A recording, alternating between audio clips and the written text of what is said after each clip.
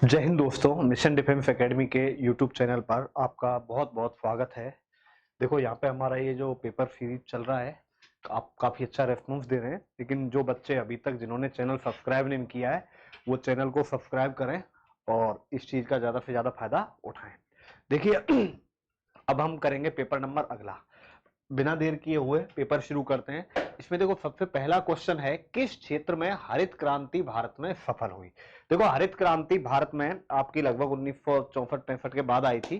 ठीक है, उसके बाद पहले भारत में खाद्यान्न की बहुत ज्यादा कमी थी। जो हरित क्रांति आई उसके फलस्वरूप पहले जो हम गेहूं है बेटा, गेहूं भारत डिपेंड रहता था दूसरे देशों से मंगवाने के लिए। तो सबसे ज्यादा हरित क्रांति से देखो, हालांकि चावल में भी आई है वृद्धि, गन्ने में भी आई है, सब में आई है, लेकिन जो सबसे ज्यादा आई है वो किसमें आई है? गेहूं में आई है। आज एक समय ऐसा था जब भारत गेहूं दूसरे देशों से मंगवाता था, लेकिन आज भारत गेहूं का निर्यात करता है। तो हरित क्रांति सबसे ज्यादा कहां पे हुई भारत में सफल? गेहूं में हुई बेटा। इसके बाद चलिए अगला, निम्न में से कौन भारत रत्न से सम्मानित नहीं है।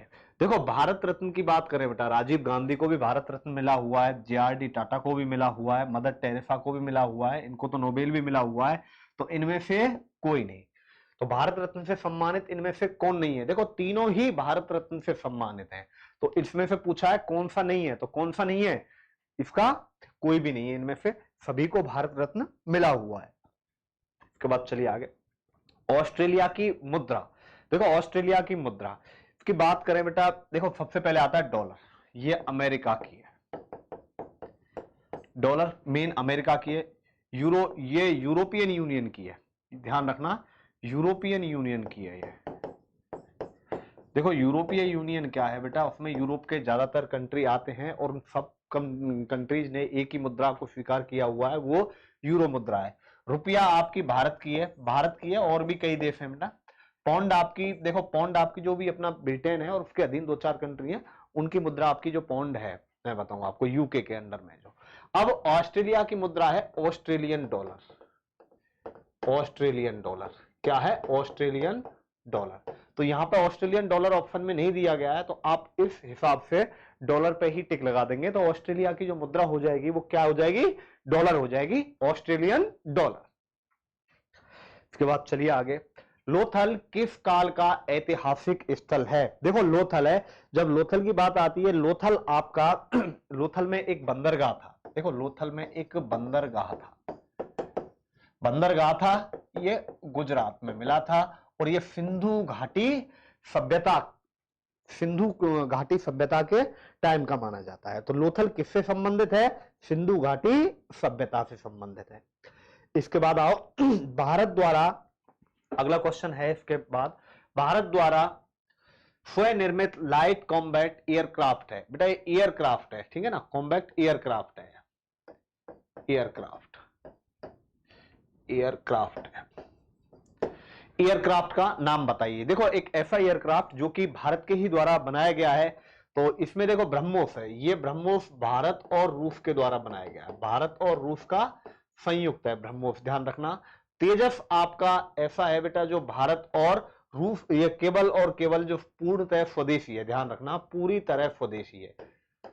ठीक है, तो तेजस का निर्माण पूरी तरह भारत में हुआ है, तो तेजस आपका पूरी तरह स्वदेशी एयरक्राफ्ट है। इसके बाद चलिए आगे, सबसे लंबी नदी कौन सी है? देखो ये क्वेश्चन पहले भी आया है। सबसे लंबी नदी है नील नदी, जो कि 6650 किलोमीटर है लगभग, जो आपकी विक्टोरिया झील से निकलती है। और विक्टोरिया झील से निकलकर ये सहारा मरुस्थल के पूर्वी भाग से होते हुए भूमध्य सागर में जाती है बेटा, ध्यान रखना, ये विक्टोरिया झील से निकलती है, झील से।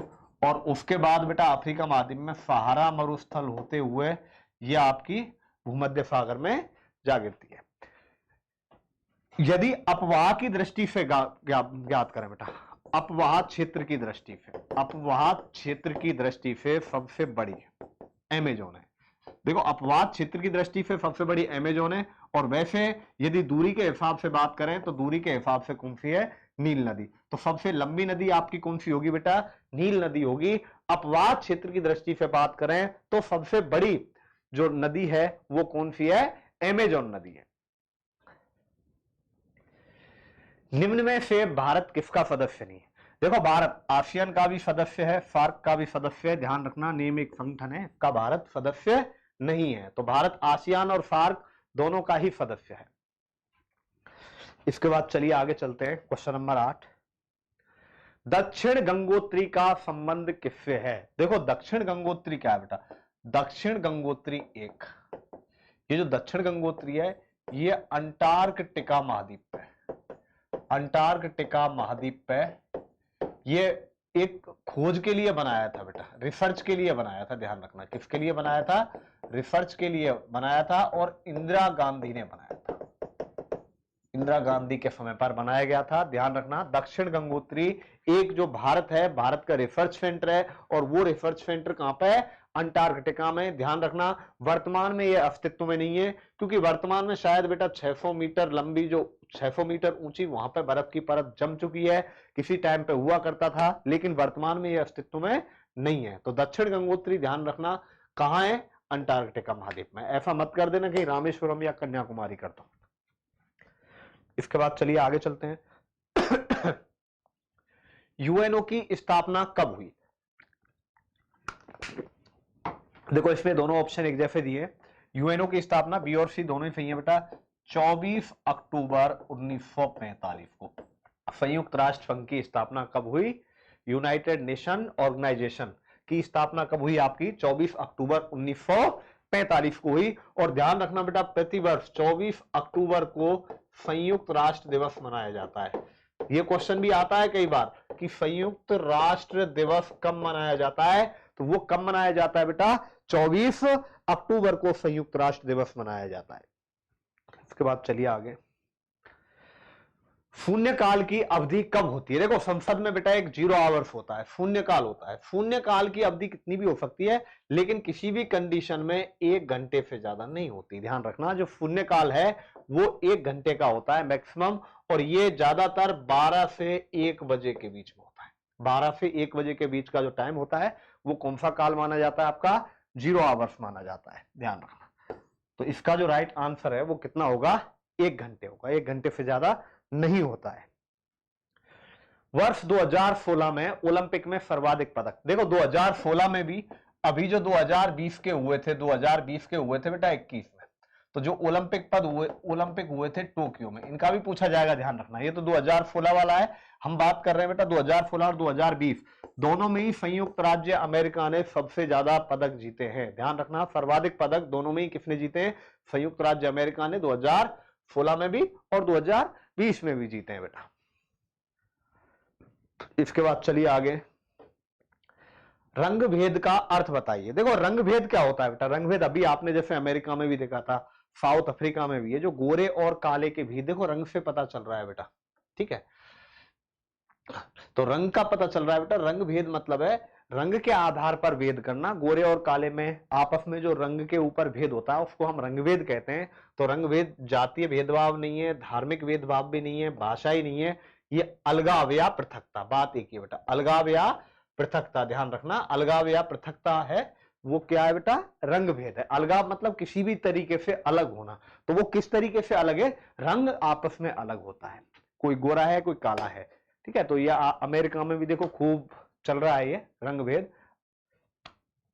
मैकबेथ नाटक के लेखक कौन है? देखो मैकबेथ नाटक के लेखक ये राज हत्या और उसके बाद की घटनाओं के ऊपर बना है। राज हत्या और उसके बाद की घटना है, उसके बाद की घटनाओं के ऊपर बनाया गया है मैकबेथ नाटक है। और मैकबेथ नाटक किसने लिखा है बेटा?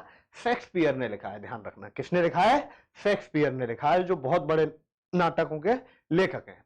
अमरकंटक में कौन सी नदी निकलती है? देखो अमरकंटक, ये आपका जो अमरकंटक है मध्य प्रदेश में, अमरकंटक से ध्यान रखना सोन और आपकी नर्मदा नदी निकलती हैं, दोनों ही निकलती हैं बेटा। सोन और नर्मदा नदी निकलती है अमरकंटक में। ठीक है, गोदावरी महाराष्ट्र में निकलती है।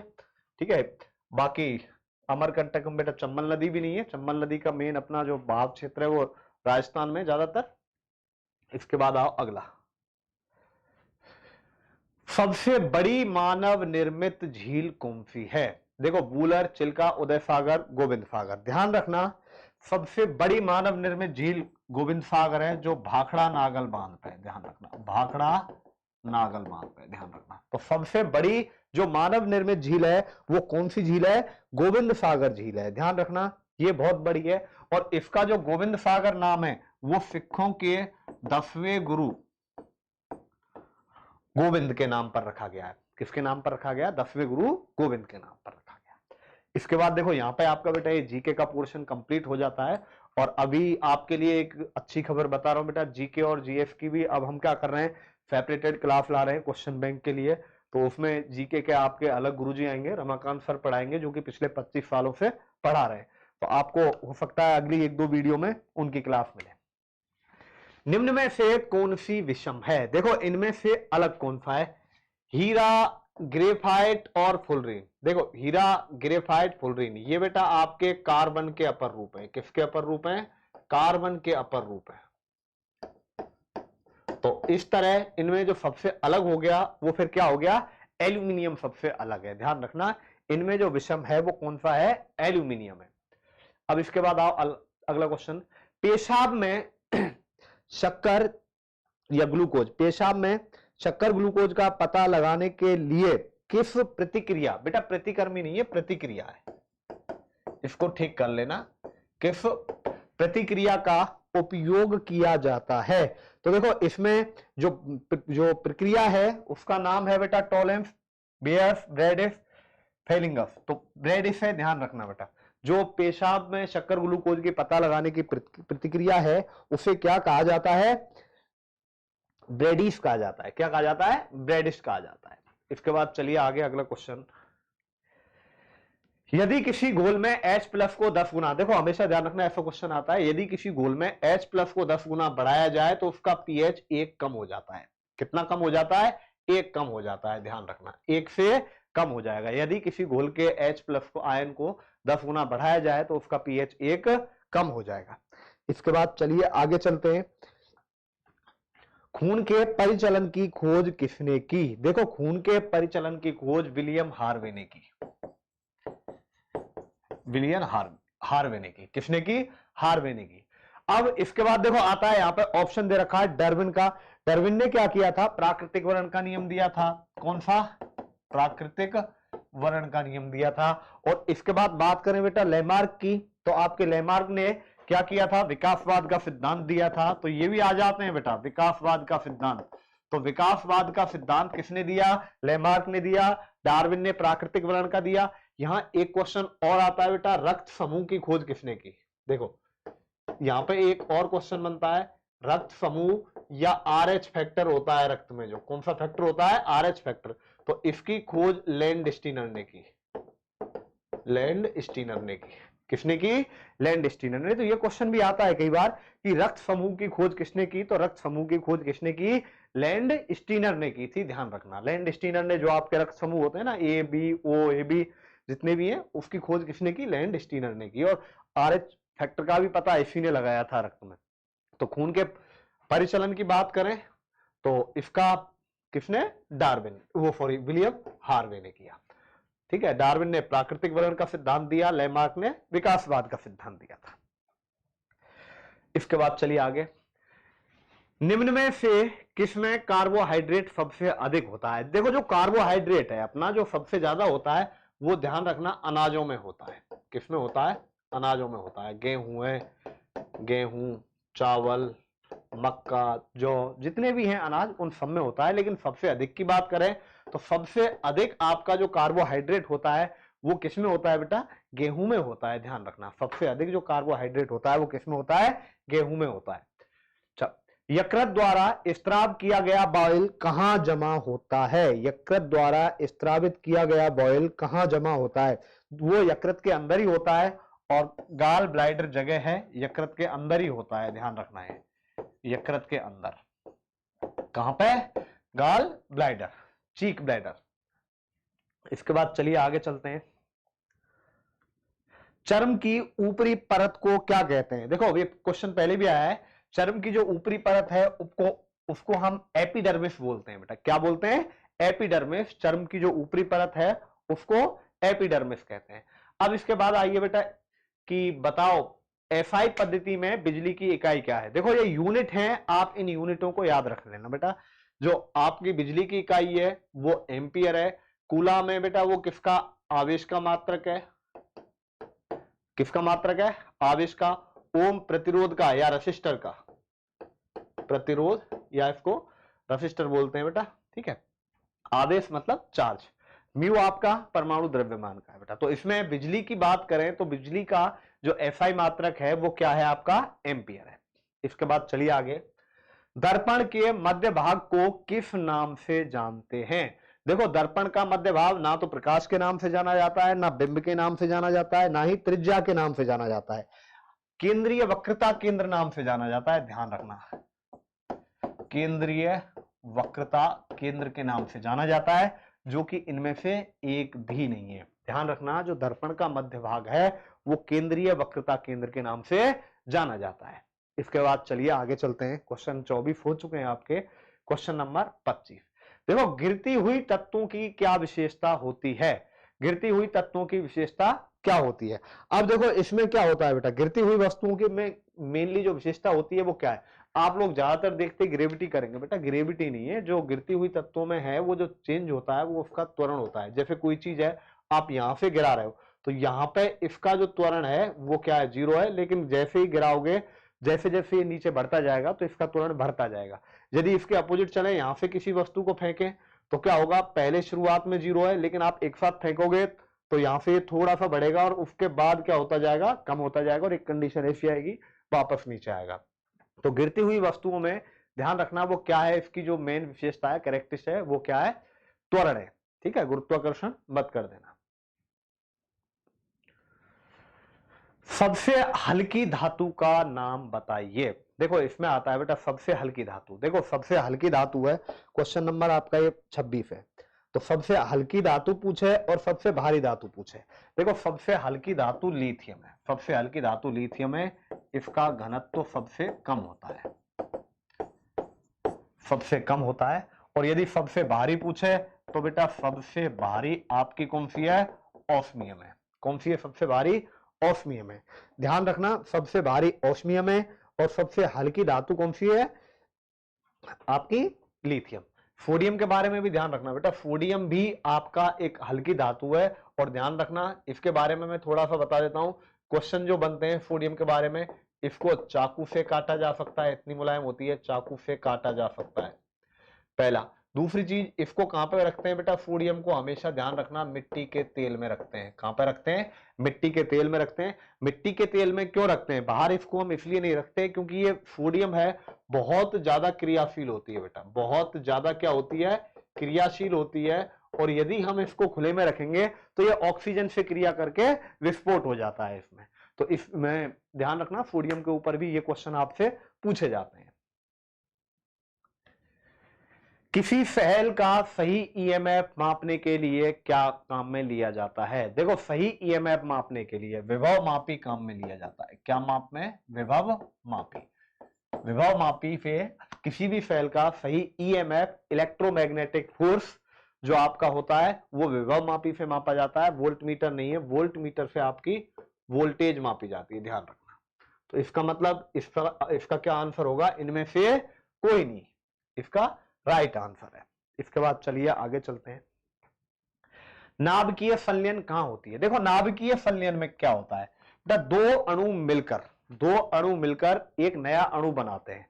तो नाभिकीय संलयन में दो अणु जुड़ते हैं और नाभिकीय विखंडन में क्या होते हैं? वो टूटते हैं। तो नाभिकीय संलयन पे जो मेन आधारित है बेटा वो ध्यान रखना, सूर्य हो गया आपका। सूर्य में भी नाभिकीय संलयन प्रक्रिया होती है। किसके द्वारा होती है? हाइड्रोजन के द्वारा होती है। तो हाइड्रोजन बम में आपकी क्या होती है? नाभिकीय संलयन होता है, ध्यान रखना। बाकी जो न्यूक्लियर रिएक्टर और ये है, इनमें परमाणु टूटता है, बिखरता है, तो वहां पर आपकी नाभिकीय विखंडन की क्रिया होती है। इसके बाद चलिए आगे चलते हैं। देखो आपके ये क्वेश्चन हो गए 28। इसके बाद आओ, स्तनधारी जीव किन से विकसित हुए? देखो ये क्वेश्चन बढ़िया है। स्तनधारी जीव किससे हुए? देखो सबसे पहले बेटा आते हैं आपके पिशीज। सबसे पहला वर्ग आता है आपका पिशीज वर्ग। देखो बता देता हूं मैं, पिशीज वर्ग जिसमें आपके ये मछली वगैरह आते हैं, ठीक है, ये मछली वगैरह आते हैं। सबसे पहला वर्ग कौन सा आपका? पिशीज वर्ग। पिशीज वर्ग के बाद आता है आपका बेटा एम्फीबियन। एम्फीबियन, जिसको उभयचर बोलते हैं बेटा, जिसमें आपके मेंढक वगैरह आते हैं। देखो सबसे पहले आपका फिशीज वर्ग आता है जिसमें आपके मछली वगैरह होते हैं, इसके बाद एम्फीबियन आया आपका उभयचर जिसमें कि आपके क्या होते हैं, मेंढक वगैरह होते हैं। इसके बाद आता है आपका बेटा सरीसृप वर्ग, कौन सा, सरीसृप वर्ग, जिसमें आपका बेटा सांप है, घड़ियाल है, मगरमच्छ है, ये आते हैं। फिर आपका सरीसृप वर्ग के बाद आता है आपका बेटा एफीज वर्ग, एमीज वर्ग, जिसमें आपके क्या होते हैं, पक्षी। और फिर इनके बाद आते हैं बेटा आपके स्तनधारी। देखो स्तनधारी क्या होते हैं, जो अपने बच्चे को दूध पिलाते हैं। तो ये किसके बाद आता है बेटा, एमीज के बाद आता है। यहाँ पे एमीज मतलब ऑप्शन में है ही नहीं, तो इसका मतलब इसका राइट आंसर क्या होगा। देखो सबसे पहले बता दूं बेटा, फिशीज आता है, फिशीज के बाद आता है आपका एम्फीबियन, एम्फीबियन के बाद आता है आपका रेप्टाइल, ठीक है, रेप्टाइल के बाद आता है एमीज, और एमीज के बाद आता है आपका जो भी ममल्स है। तो इसका आंसर क्या होगा, इनमें से कोई नहीं। इसके बाद चलिए आगे चलते हैं। चावल का दाना है ए ग्रेन, एक बीजी है, बहुबीजी है या भ्रूणकोष। तो ध्यान रखना चावल का दाना आपका एक बीजी है, ठीक है, मोनोएल्जेब्रिक, एक बीजी है। तो यहां पर आपका देखो ये जीके एंड जीएस के क्वेश्चन हो चुके हैं। इसके बाद चलिए आगे चलते हैं, मैथमेटिक्स के क्वेश्चनों पे आते हैं। 10 आदमी एक काम को, देखो बेटा 10 आदमी एक काम को 30 दिन में पूरा कर रहे हैं, तो बताओ 15 आदमी कितने दिन में करेंगे बेटा, x दिन में करेंगे। तो यहां से x का मान निकालेंगे, 10 गुणा 30 बट्टा में क्या आ गया बेटा 15, 15 से 2 बार कट गया, x बराबर 10 दूनी कितना आ गया, 20 आ गया। तो 10 आदमी एक काम को 30 दिन में पूरा करते हैं, तो 15 आदमी उसे कितने दिन में करेंगे बेटा, 15 आदमी कितने दिन में करेंगे उसको ध्यान रखना, 15 का भाग दे देंगे। इसके बाद चलिए आगे, एक वृत्त की त्रिज्या 14 सेंटीमीटर है। देखो एक वृत्त की रेडियस r बराबर कितना है बेटा, 14 सेंटीमीटर, त्रिज्या 14 सेंटीमीटर है, उसका क्षेत्रफल ज्ञात करना है। तो वृत्त का क्षेत्रफल पाई आर स्क्वायर 22 बटा 7 गुणा 14 गुणा 14, 7 से 2 बार कट गया, 22 दूनी 44 गुणा 14, 14 चौका 56, 14 चौका 56 और 5 61, 616 सेंटीमीटर है, तो सेंटीमीटर स्क्वायर। तो इसका जो राइट आंसर होगा वो क्या होगा, 616 सेंटीमीटर स्क्वायर। मैथ्स में ध्यान रखना बेटा, मेंसुरेशन से आजकल बहुत ज्यादा क्वेश्चन आ रहे हैं। मैंने देखा है बेटा पिछले जो 2-3 साल में पेपर हुए, एक पेपर में आपके 5-5, 6-6 क्वेश्चन आपके मेंसुरेशन से आए। तो हमें मेंसुरेशन को बहुत अच्छे तरीके से कर लेना है। मैं कोशिश करूंगा कि मेंसुरेशन पूरे एक चैप्टर पर आपके लिए एक अलग वीडियो बनाया जाए। इसके बाद चलिए आगे, क्वेश्चन नंबर 33, कितने समय में 600 रुपए 5% वार्षिक ब्याज की दर से 800 रुपए हो जाएंगे। देखो बेटा एक बार आप ये देखो, मूलधन कितना है आपके पास, 600। आप एक बात बताओ बेटा, देखो चलो आप इसको ऐसे भी कर सकते हैं, ब्याज बराबर क्या होता है, मूलधन गुणा दर गुणा समय बटा 100, या जिसको हम पीआरटी बटा 100 भी बोल देते हैं। अब ब्याज आपने 600 रुपए उधार दिए और ये कितने हो गए बेटा 800, तो यहां पर ब्याज कितना आ गया बताओ 200, तो 200 रुपए का ब्याज आ गया, 200 रुपए बराबर मूलधन आपका कितना है 600, दर कितनी है आपके पास 5%, समय आपसे पूछा है वो आपको ज्ञात करना है, ये आ गया बेटा। तो ये आ जाएगा 200 गुणा में 100 बट्टे में कितना आ गया बेटा 600 गुणा में 5, 2 जीरो से 2 जीरो, 5 से कितनी बार कट गया बताओ बेटा ये 40 बार। अब 6 का भाग देंगे बेटा, तो 6 छिंगी 36, 6 सही 4 बटा 6 या 6 सही 2 बटा 3 वर्ष आ गया। 6 सही 2 बटा 3 वर्ष का मतलब है 6 वर्ष, और 2 बटा 3 का मतलब है माह में बदलूंगा इसको, तो गुणा में 12 कर देना है, 3 से 4 बार, तो 6 वर्ष और 8 माह, ये इसका राइट आंसर आ जाएगा। तो इसका जो राइट आंसर आएगा वो क्या आएगा, 6 वर्ष और 8 माह आ जाएगा। 6 से 2 बटा 3 आ रहा है बेटा, 2 बटा 3 को हम यदि वर्ष में कन्वर्ट, माह में कन्वर्ट करेंगे तो एक वर्ष में 12 महीने होते हैं, 2 बटे 3 में गुणा कितने का कर देंगे, 12 का कर देंगे। इसके बाद चलिए आगे चलते हैं, एक वस्तु का क्रय मूल्य 3000 रुपए है एवं उसको बेचने पर 17% लाभ होता है, तो विक्रय मूल्य। देखो बेटा डायरेक्ट वैल्यू सिस्टम लगाओ, यहाँ पे आपने वस्तु खरीदी कितने में 3000 में, लेकिन हम कितना मानते हैं क्रय मूल्य बट्टा में 100। देखो डायरेक्ट करना है बेटा ये क्वेश्चन, डायरेक्ट वैल्यू सिस्टम लगाओ, 17% का लाभ है तो वस्तु कितने में बेची, 117 में बेची, तो गुणा कर दो आप 117 का। तो ये गुणा करके देख लो बेटा क्या आ रहा है, 3 7 21, 3 एकम 3 और 2 5, 3 एकम 3, तो 3510 रुपए। तो इसका जो राइट आंसर आ जाएगा वो क्या आ जाएगा बेटा, 3510 रुपए आ जाएगा। इसके बाद चलिए आगे। एक व्यक्ति 12 किलोमीटर प्रति घंटे की चाल से एक पुल को 5 मिनट में पार करता है, तो पुल की लंबाई ज्ञात करो। देखो दूरी या लंबाई बात है, दूरी बराबर होता है चाल गुणा में समय। ध्यान रखना यहां 5 मिनट का समय दिया गया है बेटा, तो मिनट का समय दिया गया है तो हमें एक जैसा रखना है बेटा। 5 मिनट को घंटे में बदलूंगा तो बेटा घंटे में बदलूंगा तो क्या हो जाएगा, 5 मिनट बटा 60, तो कितना आ गया बेटा, 1 बटा में 12 आ जाएगा। ध्यान रखना यदि इसको घंटे में बदलूंगा, मिनट को घंटे में बदलने के लिए एक घंटे में कितनी मिनट होती है, 60 मिनट होती है, तो 5 मिनट को बदलूंगा तो 5 बटा 60 हो जाएगा। तो दूरी बराबर आ गया आपका बेटा चाल गुणा समय। चाल आपकी 12 है और समय आपका कितना है बेटा बताओ, समय आपका कितना है 5 मिनट, 5 बटा में 12 कर दूंगा, सॉरी 5 वहां आ गया 1 बटा में 12 या 5 बटा 60, तो दूरी कितनी आ गई बेटा 1 किलोमीटर। तो जो इसका राइट आंसर आएगा वो क्या आ जाएगा आपके पास, 1 किलोमीटर। चलिए आगे। एक आयताकार प्लॉट का क्षेत्रफल 720 वर्ग गज है, इसकी लंबाई 80 गज है, तो चौड़ाई। तो देखो बेटा आयत का क्षेत्रफल क्या होता है, पहले तो आओ आयत का क्षेत्रफल, ये होता है आपका लंबाई गुणा में चौड़ाई। आपके पास देखो बेटा क्षेत्रफल कितना है 720, लंबाई कितनी है 80, चौड़ाई आपको ज्ञात करनी है, तो बेटा एक बार चौड़ाई ज्ञात करो, 720 बटा 80, डायरेक्ट आ जाएगा चौड़ाई, तो 8 से कितनी बार कट जाएगा, 9 बार कट जाएगा, तो कितना आ जाएगा 9 यार्डस्टिक या 9 गज आ जाएगा, ध्यान रखना। इसके बाद चलिए आगे चलते हैं। cos 45 का मान कितना होता है, देखो ध्यान रखना बेटा cos 45 का मान होता है आपका 1/√2, 1/√2 डायरेक्ट है, cos 45 का मान 1/√2 होता है। बात चलिए आगे। एक विद्यार्थी 40% अंक लाता है और 40 अंकों से फेल घोषित कर दिया जाता है, यदि पास होने के लिए उसे 40% अंक चाहिए तो कुल अंक कितने हैं। बेटा ये क्वेश्चन मेरे हिसाब से गलत है, इस क्वेश्चन में मिस्टेक है कि एक विद्यार्थी यदि 40% अंक प्राप्त करता है, ठीक है, तो 40 अंकों से फेल घोषित किया जाता है, यदि पास होने के लिए 40% अंक चाहिए तो उसे परीक्षा में कुल कितने अंक चाहिए। तो ध्यान रखना बेटा ये क्वेश्चन मिस्टेक है, गलत है क्वेश्चन, तो आप इसको छोड़ दीजिए बेटा, इसको ठीक है, इसको वापस से देखेंगे, कोई अगले पेपर में एफआई क्वेश्चन में करवा दूंगा।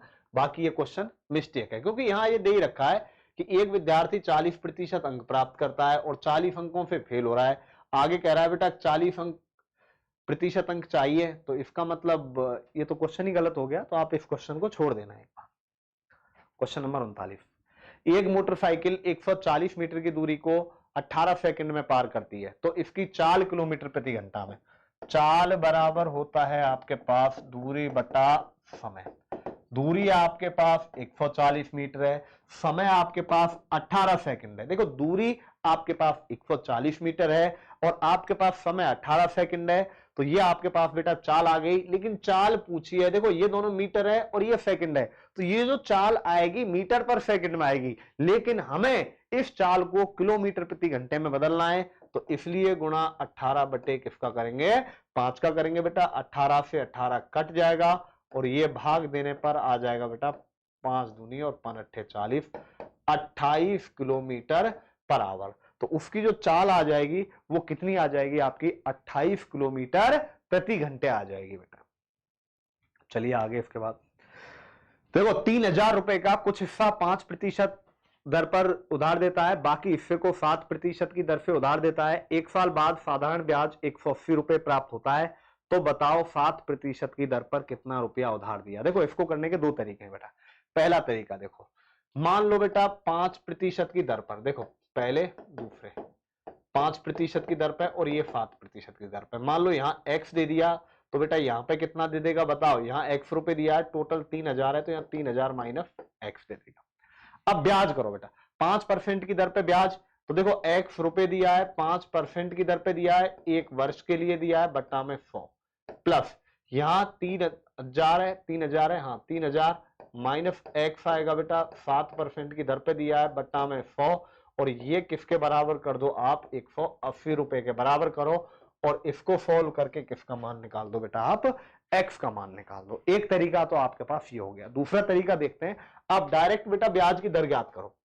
1 वर्ष की बात कर रहे हैं ना, हाँ ब्याज की दर ज्ञात कर रहे हैं। आपने 180 रुपए मिल रहे हैं ब्याज के, कितने रुपए पे 3000 रुपए, गुणा में प्रतिशत दर ज्ञात करनी है तो गुणा में 100 कर दो बेटा, 30 फिर 30 तो दर कितनी आ गई 6%। अब यहां देखो मेथड ऑफ एलिगेशन लगाएंगे बेटा, यहां मिश्रण का नियम लगाएंगे कि कुछ हिस्सा 5% पे, कुछ हिस्सा 7% पे और इनको मिलाकर ब्याज कितने परसेंट का मिल रहा है 6।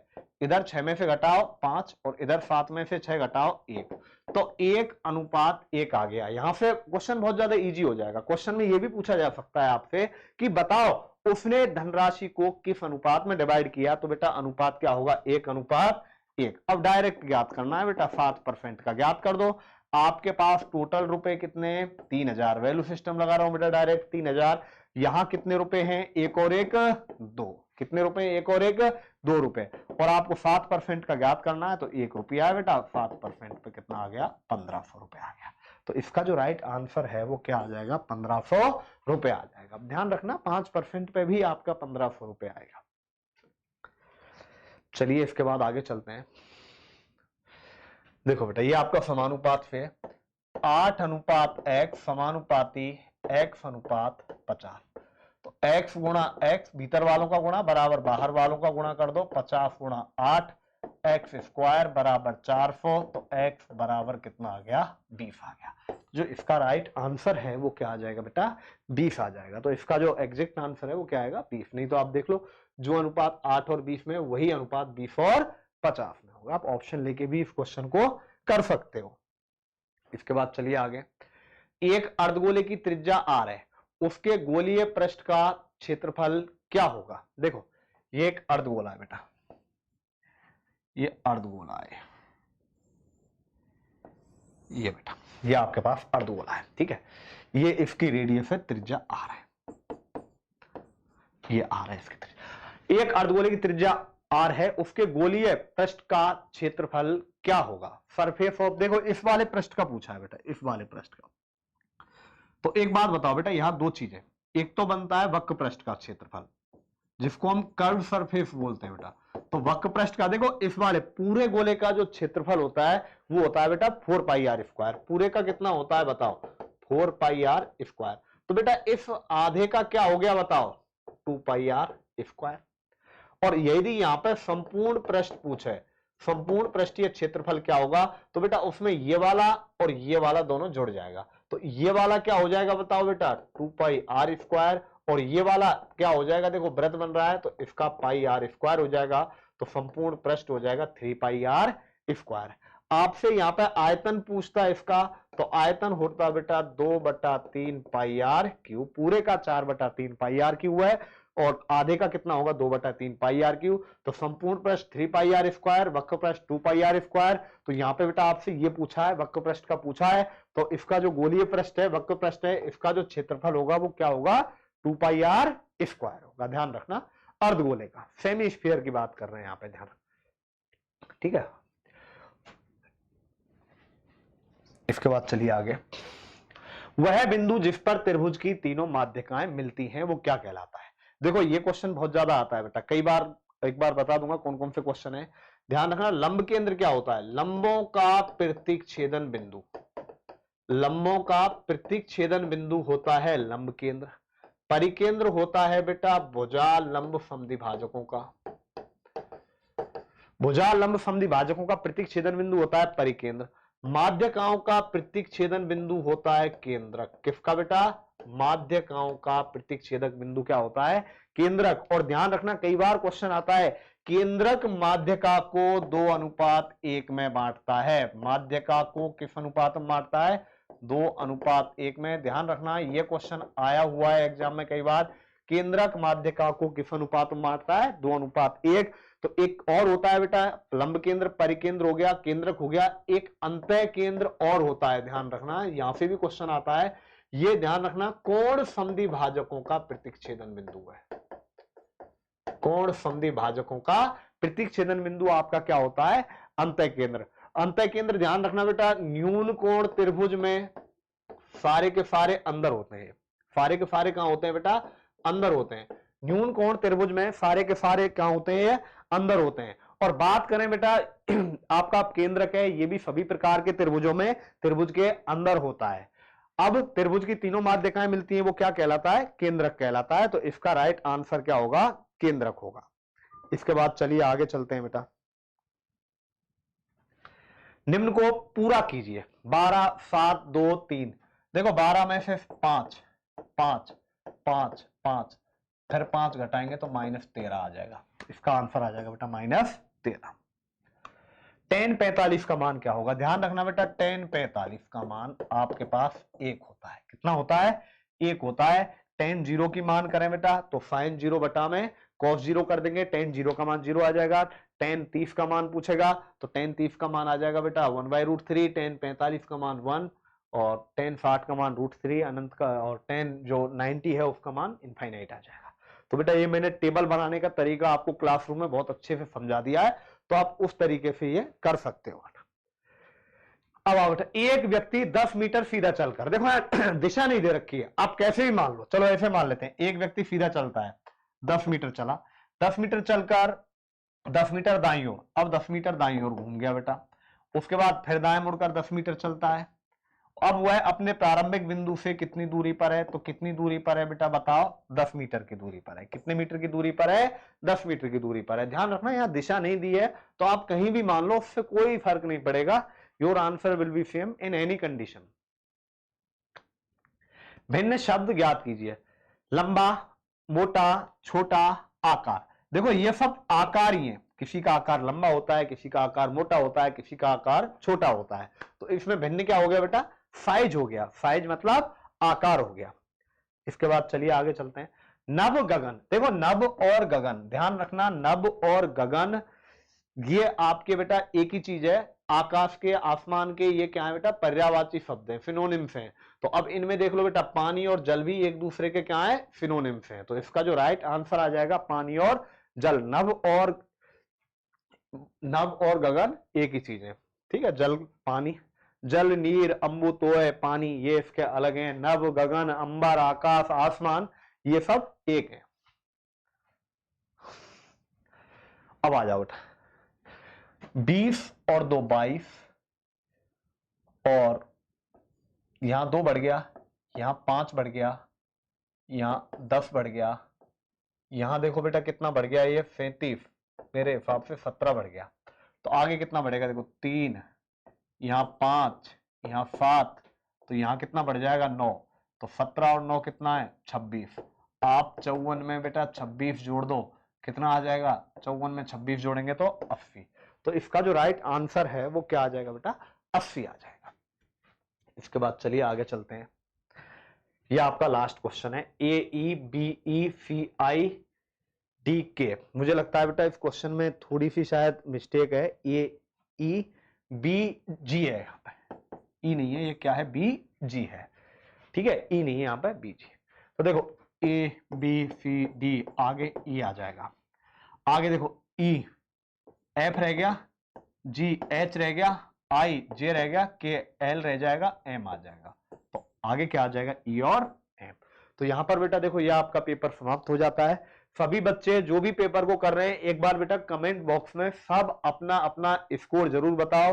और मैं अभी बता दूं, आर्मी की भर्ती के बारे में एक बहुत बढ़िया वीडियो लाने वाला हूं, एक बार उसके बारे में थोड़ा सा कुछ ऑथेंटिक खबरें निकल के आए, ठीक है। कुछ खबरें आ रही हैं लेकिन अभी उनकी ऑथेंटिक है वो कोई जरूरी नहीं है ऑथेंटिकता उनकी सही हो।